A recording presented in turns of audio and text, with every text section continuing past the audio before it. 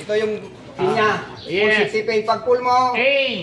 Beso pa. Ay, Tagalin mo itutok itong mo sa apo ito. Tutok mo dun sa nanggagalingan ng ako. Doon sa pinakaugat.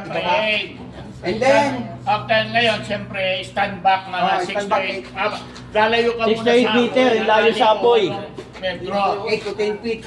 Feet. 8 to 10 feet. And then, And then, squeeze. liver. Squeeze. Squeeze. Ayan po yung sa taas yan. Yan po ang Squeeze. operating level. Hawakan ito ng maigi kasi ito magkakaroon ng malaking Pressure. eh.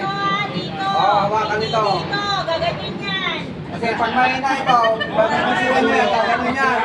Kailangan hawak. Ang hawak sa puno, itidinig ito. Yung ulo, ang hawakan. Yung pinakapuno. Yung ulo. Yung ulo. Hawakan ng maigi yung ulo. Yung ulo, siyang pagkura. Yung ulo, ang bumuga. Yung ulo. Yan. Alam na ninyo. Pag makita nyo yung chemical dito na ano ba ba? Lapitan nyo ng konti yung apoy. Sino?